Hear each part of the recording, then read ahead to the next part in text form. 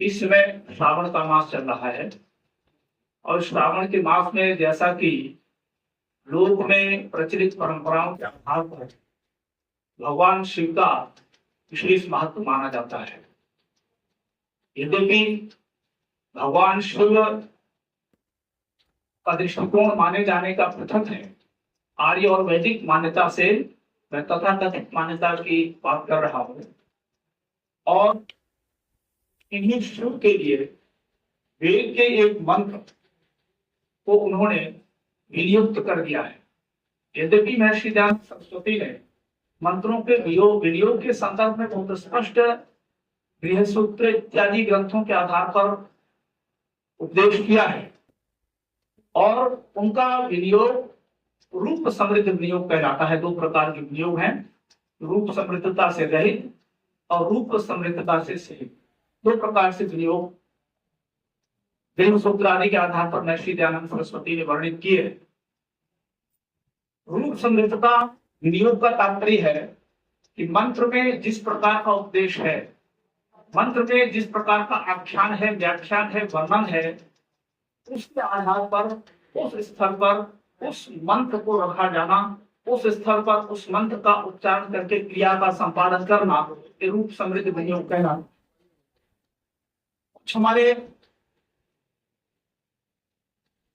संकीर्ण ज्ञान के मानने वाले, चाहे उसको तथाकथित के पुरोहित कहें, चाहे उनको विद्वान कह दिया जाए, इधर ये शब्द उनके कहे जाने के लिए उचित नहीं है। तो उन्होंने एक मंत्र जो हमारे संध्या का अंतिम मंत्र है, उस मंत्र को भगवान शिव के लिए समर्पित करते हुए उसका प्रयोग भगवान शिव के लिए किया। एक मंत्र और आपके समक्ष लिखा दिखाई दे रहा है, समय की सीमा है, त्र्यंबकम यजामहे, इसको भी को समर्पित कर दिया गया है। जबकि वैदिक दृष्टिकोण यथार्थ मान्यता के आधार पर प्रवर्तित है। आचार्य यास्क आदि ऋषियों ने जिन शब्दों की विवेचन की परंपरा का पालन किया है, उसके आधार पर ये सारी मान्यताएं व्यर्थ हैं और निरर्थक है। यदि कोई यूं कहे कि जो हमारा मंत्र नमः शंभवाय च मयुभवाय च नमः शंकराय च, क्योंकि उसमें शंकर शब्द आ गया, उसमें शंभव शब्द आ गया, उसमें शिव शब्द आ गया, उसमें शिवतराय शब्द आ गया है, तो इन सारे शब्दों के आधार पर हम पूर्ण शंकर। और मैं प्रसंग बस लिखित करना चाहूंगा कि हमारा एक बहुत हमारे संपर्क का एक साथी जो एमएससी केमिस्ट्री है, वो मेरे से कहता है कि आप तो आज समाजी हो और आज समाजी भगवान और देवी देवता को मानते नहीं है। एमएससी केमिस्ट्री इस प्रकार का हमको चर्चा करता है, इससे बड़ा दुर्भाग्य इस देश का नहीं हो सकता, इस देश की ज्ञान परंपरा का इससे बड़ा दुर्भाग्य नहीं हो सकता। मैं अपनी बात पर पुनः आता हूं कि जो नमः शंभवाय जिस मंत्र का विनियोग भगवान शंकर के लिए किया गया है, तो अगर आपने उनको भगवान शंकर माना है तो शंकर के आधार पर शंकर के रूप में विनियोग कर लीजिए इस मंत्र का। अगर आपने उसको शिव माना है तो शिव के रूप में विनियोग कर लीजिए उस मंत्र का। अगर आपने शंभव माना है, शंभव के रूप में उसका विनियोग कर लीजिए इस मंत्र का भगवान शिव के लिए।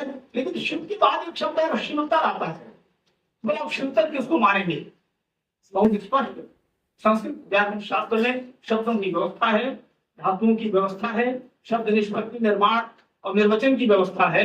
उसके अनुसार संस्कृत में धातु पठित है, संस्कृत के धातु कोश में शिव कल्याणी, कल्याण में शिव धातु का पठन किया गया है। तो जो कल्याण है उसका नाम शिव है। शंभव, जहां कल्याण की उत्पत्ति हो वहां पर शंभव की स्थिति आई। लेकिन शिव और शिवतर हम सभी जानते हैं कि तुलनात्मक दृष्टिकोण से व्याकरण की व्यवस्था हर भाषा में व्यवस्था है। अंग्रेजी भाषा में यदि पॉजिटिव, कॉम्परेटिव और सुपरलेटिव डिग्री की व्यवस्था है, तो संस्कृत भाषा में और पत्तियों की व्यवस्था है। अगर हम शिव को सामान्य रूप से कल्याण की स्थिति के रूप में देखें तो उसकी जो कॉम्परेटिव डिग्री में तरफ प्रत्यय आता है तो उसको शिवतर कहेंगे। तो अगर भगवान शिव को शिव के आधार पर, मान्यता के आधार पर उसका प्रयोग वहां पे कर लें तो शिवतर का अर्थ तो वहां पर घटित नहीं होता है भगवान शिव के संदर्भ में। तो निश्चित रूप से कुछ न कुछ अन्य बात यहाँ पर निहित है। शिवतर का अर्थ है और अधिक कल्याण की स्थिति। तो यह जो भगवान शिव के लिए और विशेष रूप से श्रावण मास में। अरे भगवान शिव कैलाश पर्वत के बाद से एक महान योगी व्यक्तित्व जिसको आर्य समाज उस रूप में मानता है, तो फिर भगवान शिव को नाना रूप में मानना प्रारंभ कर दिया है, ये बहुत अच्छी परंपरा नहीं है।